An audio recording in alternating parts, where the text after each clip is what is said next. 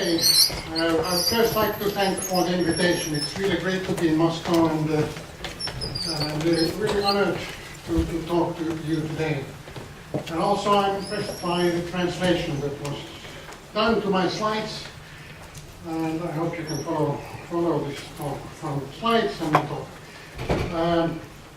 Well, first a little bit about my background. I'm a physicist. I was trained at the Helsinki University of Technology at the low temperature laboratory, studying materials physics, light physics, and electromagnetism is one of my specialties. But then I've been working on neuroscience and neurotechnology. A little bit unusual because I'm interested in basic science, but I've also worked as a startup entrepreneur. The next in company which I founded and led for a few years. But I'm back in the academia as a professor of applied physics and biomedical engineering at Aalto University. Aalto University is a new university. 3 different universities were combined 5 years ago to form this university in Helsinki. Okay. I'm really impressed by what I understood and heard by the previous speakers, because you seem to have a great, this collection of people have a wide interest, which I like, from how the universe is made up all the way to this consciousness and so on. And business, the NeuroNet project or plan seems to be very ambitious. So I would be pleased to somehow participate in this, collaborate. So I'll be happy to talk with you after these lectures. All right, let's go forward. So first I thought that I will give some thoughts about how to combine basic science, which we do in university, and industry or business, because I think there's a connection. Some people think that, okay, I'll do only science. I'm not interested in the industry. And some people say that I only do technology and I'm not interested in science. But I think you should, some people at least should think about how to combine this. So what is the university? So university converts money to knowledge, because you need money for doing that.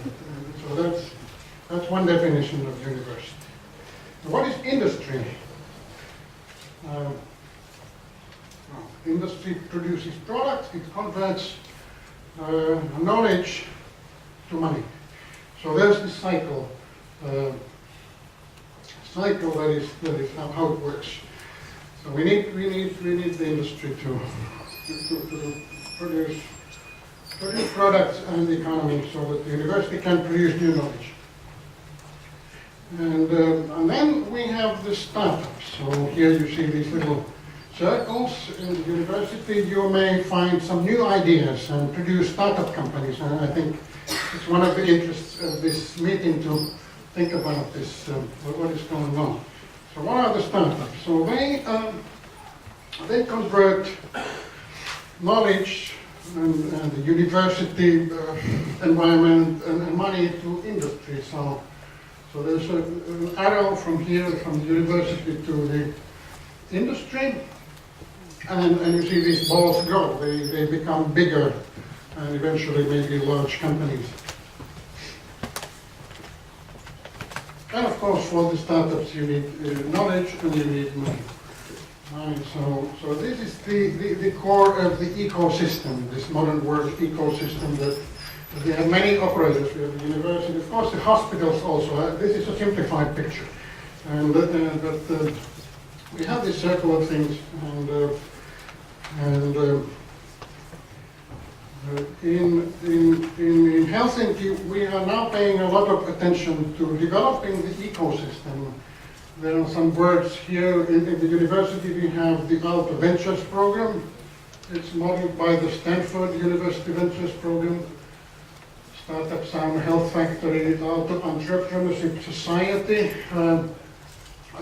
Aalto Center for Entrepreneurship, some other organizations, and so we're paying a lot of attention at the moment for this.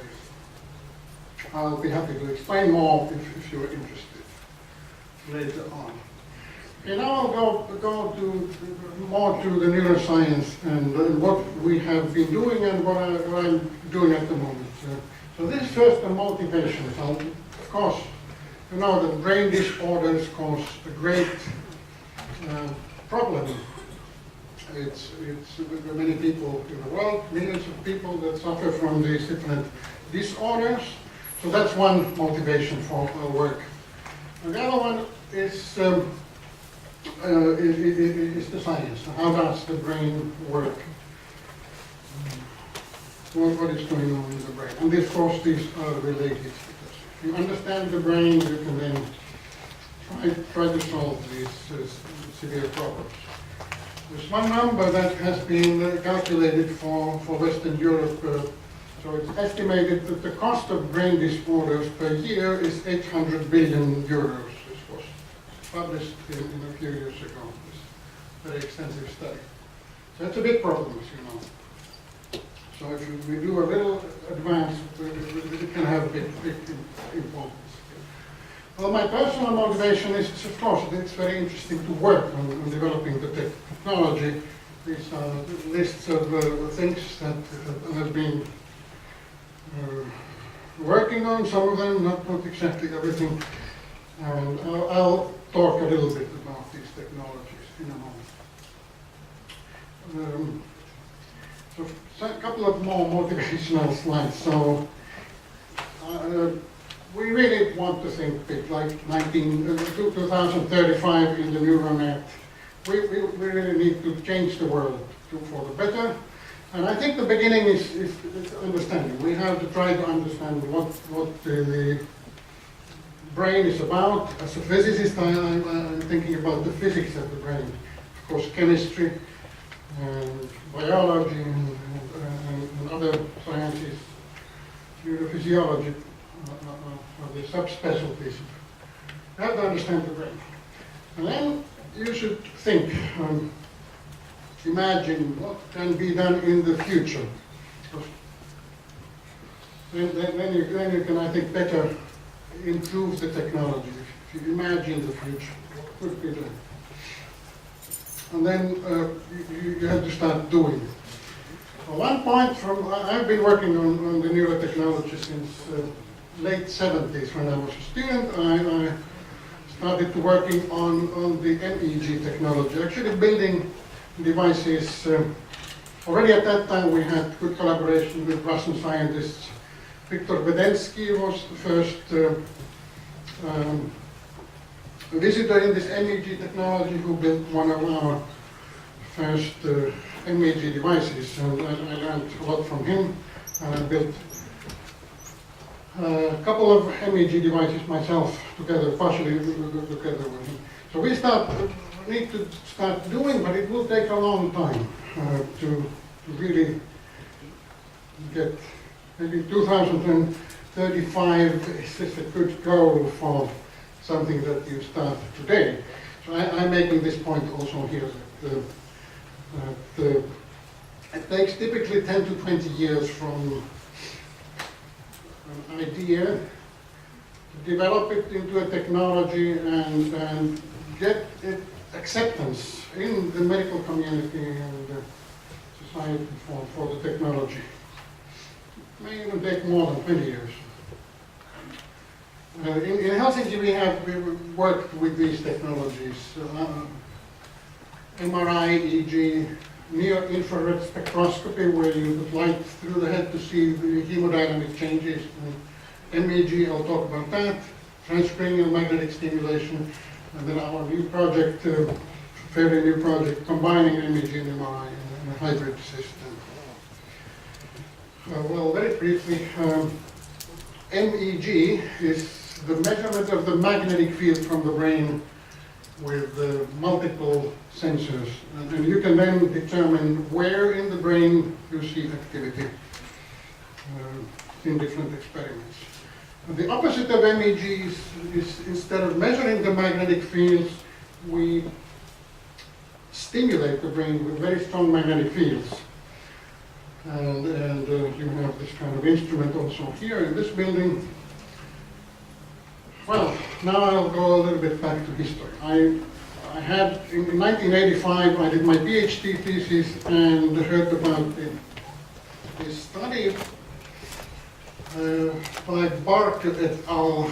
In Sheffield. They did the first TMS experiment. And because I had been working on multi-channel MEG, I thought that maybe TMS could also be a multi-coil system. And I suggested to my supervisor that this should be done. Well, now it's 2015, how many years? It's 40 years later. Now we are building it finally, what I thought should be built in 85. And I'll explain a little bit what happened in the meantime. Why did it take 40 years? And so on. Well, I just want to show this picture of my supervisor, Olli Laurasmaa, the late Olli Laurasmaa, who was the head of the low temperature laboratory in 1965 and later. And here's Jim Zimmerman, who built the first split magnetometer, a sensitive device to measure the magnetic fields of the brain. He also came to Finland from the US to help us develop these technologies. And this is the pioneering data, the first alpha rhythm measurement magnetically done by David Cohen in MIT in 1971, published in 72,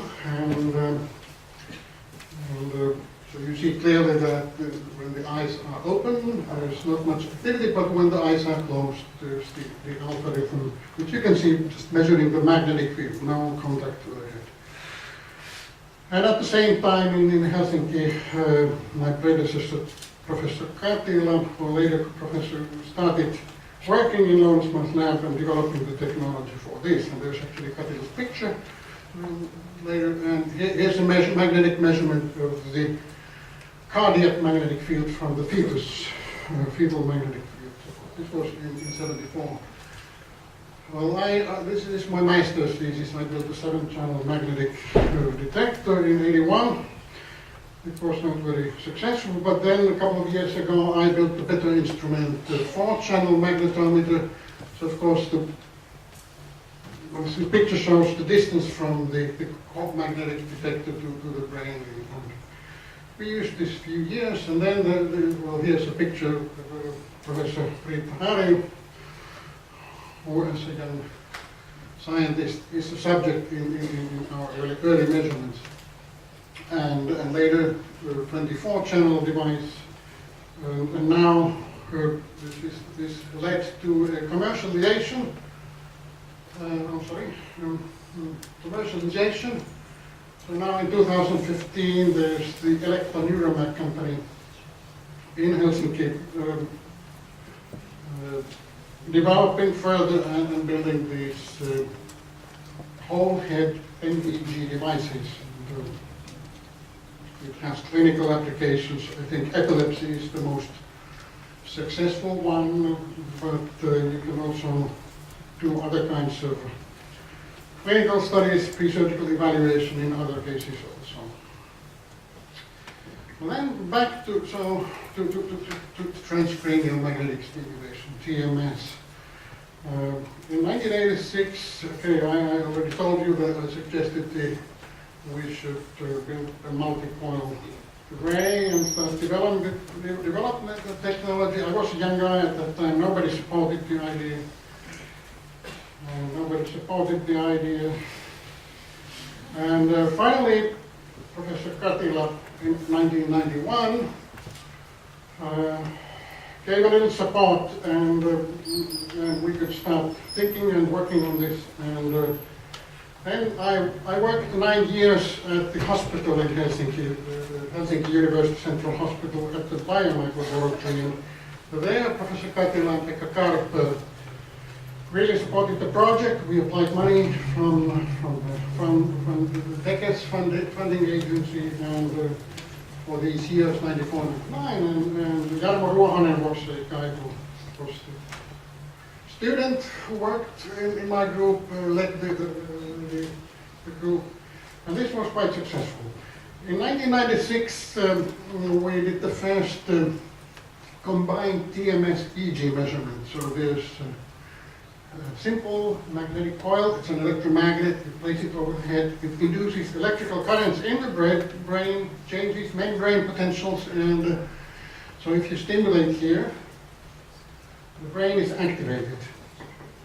And we did animation on the basis of the EG measurements. So this coloring here shows the electrical activity in the brain. This is a minimum norm estimate of the electrical activity. And then 20 milliseconds later, there's activity in the other side. So you can see you can measure the excitability on the stimulated side, and you can measure the connectivity, how long it takes from here to there for neuronal activity to spread. So this was sort of breakthrough in 1996. Another picture from the same experiment. Then I had the dream of a multi-channel device. I imagined that we have a helmet. This is an artist's, not a great artist, but an artist's view of the technology. We would have a multi-channel array inside this thing. 96. We wrote in the yearbook of the laboratory that next year it will be ready. In 97 we wrote that next year it will be ready. We're still doing it. It takes a long time.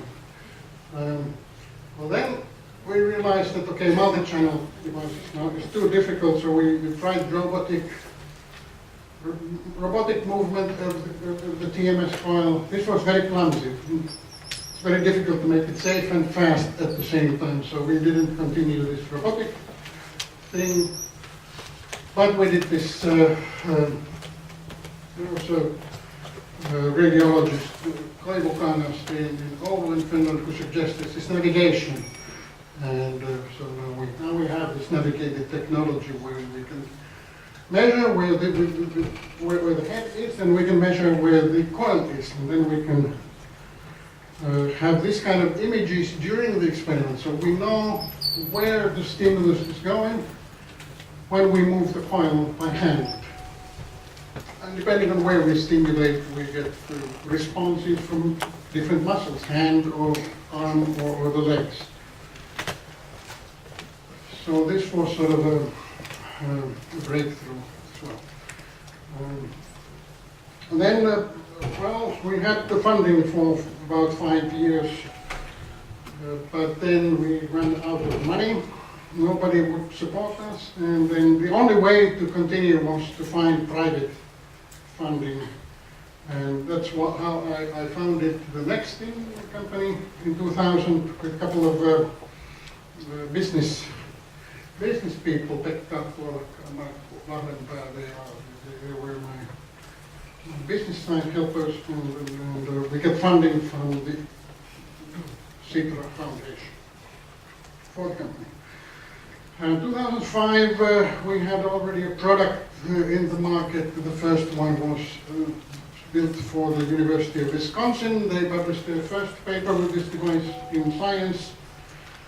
I don't go into detail today, but anyway, they found that during deep sleep, patient or subject is stimulated during wakefulness. It's a very it's not an interesting experiment. So these subjects fall asleep, and then during deep sleep they stimulated also and found that there's connectivity in the brain is not good during deep sleep. This has led to several other applications. You can study coma and teach people in coma, minimal conscious states, because you can review changes in excitability by the combination of TMS and EEG.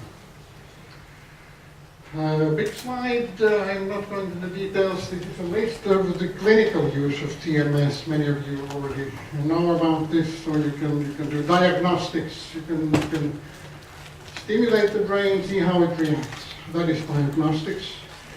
You can do pre-surgical evaluation. You can find where the motor areas are, where the language areas are. And then you can do treatment. There are many centers that study whether you can help rehabilitation of stroke patients, whether you can help depression patients, tinnitus, epilepsy, and there are many others also under developed pain and so on. And so,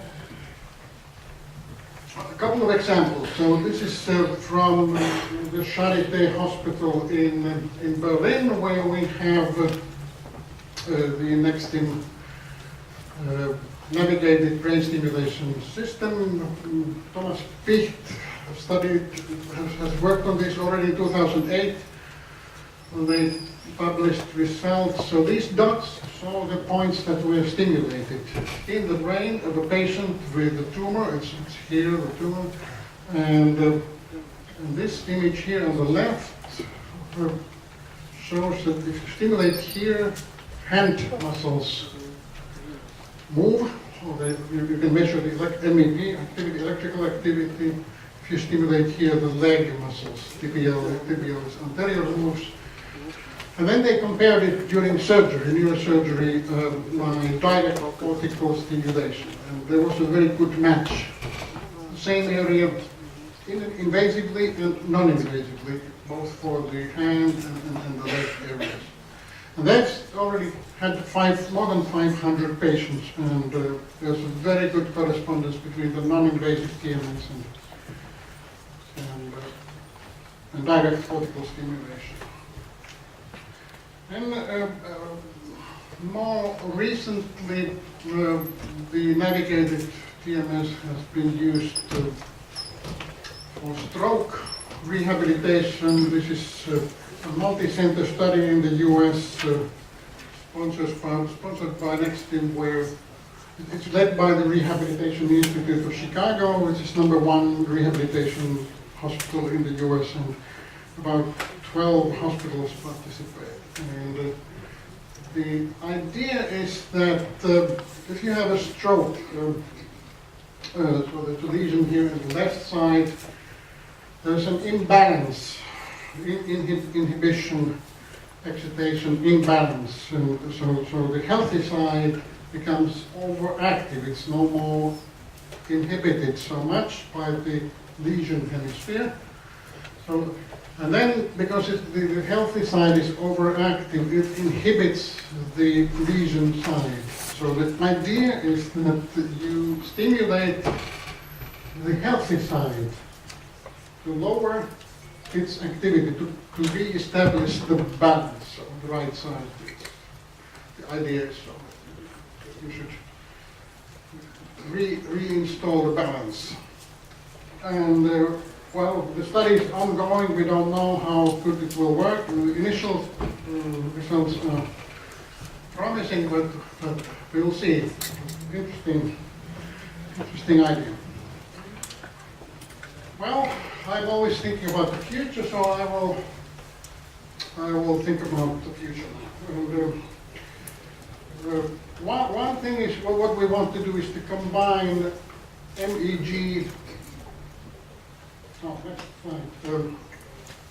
MEG and MRI. So this is the MEG device, which measures activity of the brain magnetically. This is MRI, which measures the structure of the brain, also magnetically. It's the magnetic measurement. And we want to combine these, one device measuring both. And many people thought it's impossible, but it was demonstrated by, well, not, I don't know, it was demonstrated at Berkeley University more than 10 years ago that you can use the very sensitive magnetic detectors in this MEG device for measuring MRI. It's called ultra-low field magnetic resonance imaging, ultra-low field MRI. some special techniques are needed, prepolarization, magnetic field, and then the sensitive, very sensitive squid magnetometer is possible. Well, here's the prototype that we already have. We published it 2 years ago. So there's this MEG device with the superconducting squid magnetometers inside, and around we have built coils for the MRI. In MRI you need magnetic fields for radiance and the measurement magnetic field. It's a complicated set of magnetic coils around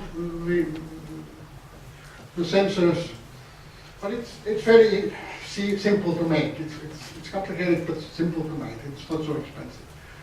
And we succeeded in getting this kind of images from the brain already from this prototype. They are not very good yet, but it was a sort of breakthrough again. And this device can measure the magnetic field of the brain. So this is a demonstration that we can actually use it for MEG. This is a visually evoked response from the back of the brain with a new instrument, and this is the MRI image. You see, the resolution is very bad, but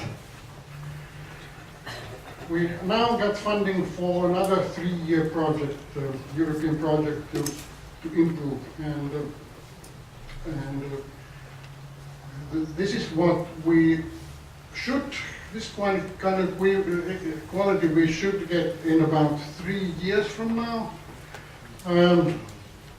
by improving the signal-to-noise ratio and increasing the magnetic field in the MRI process. So then we would be able to measure MEG and MRI at the same time, essentially, and this will improve the accuracy of MEG. And also allow, when you know exactly where the MRI and MEG coordinate systems are, we could use a priori information, for example, knowledge of where the cortex is, to constrain the inverse solution and get more accurate estimates of where the activity in the brain is located.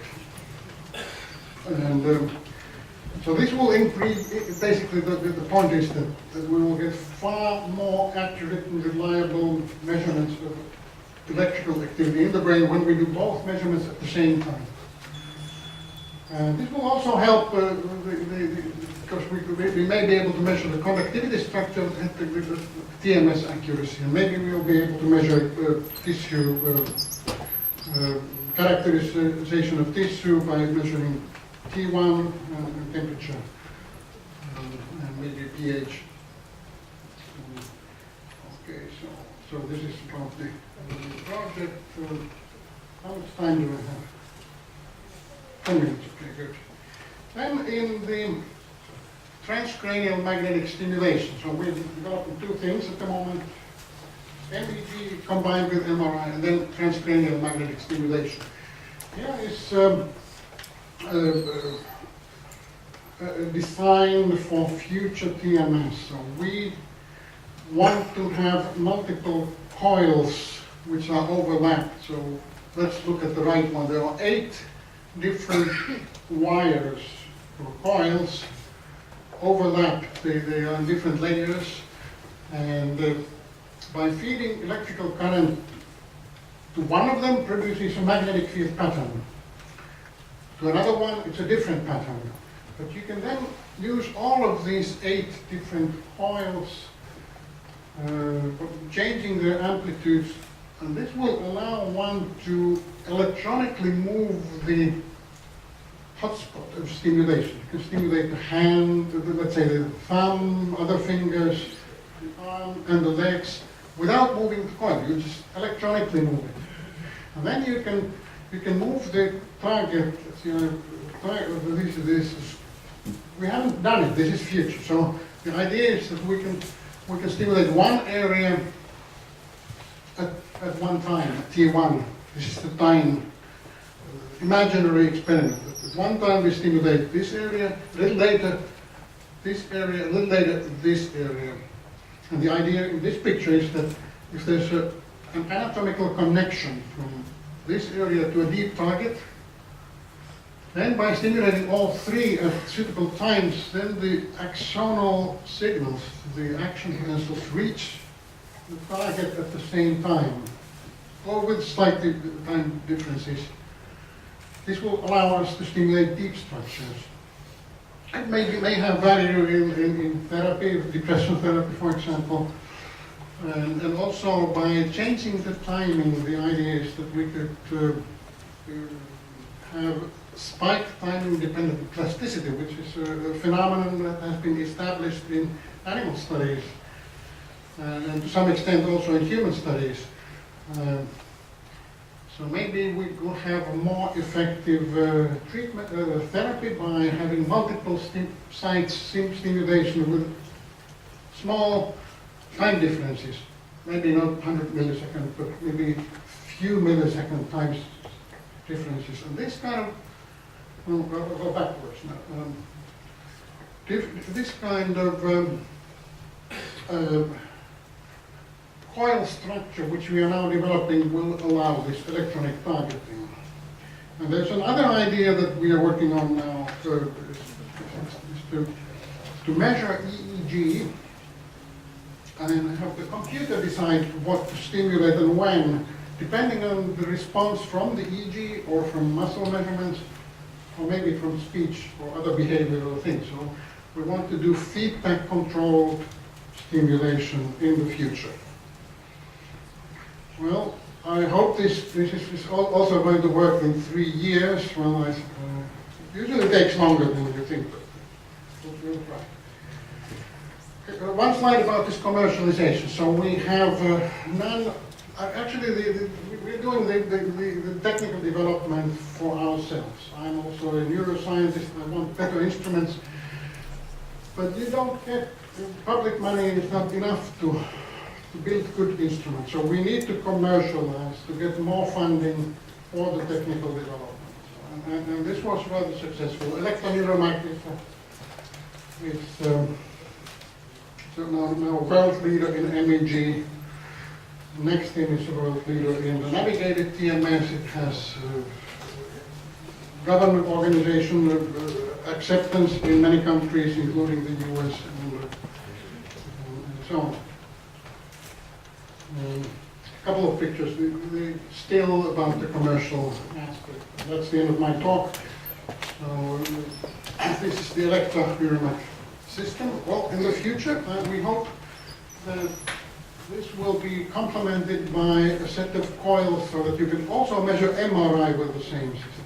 This will, in addition to making the MEG more accurate, it will also improve the workflow in the hospital and some safety aspects also. The Elekta devices are already in many places in the world, including Moscow. And next thing, this is a picture from next thing also. It has widespread usage all over the world. And next thing was, it needed still more funding to further development, so it was made public company a year from last year, and also shown for a few seconds in Times Square in New York. It's the Nasdaq Stock Exchange in Helsinki and Stockholm, where it's listed now. Well, many people have worked on this. Actually, if you take the whole span from 1971, when this work began in Helsinki, Thomas Mann, Katila and co-workers, it would be an even more longer list, but these are those people I have worked with in the past 20 years or so. Thank you very much.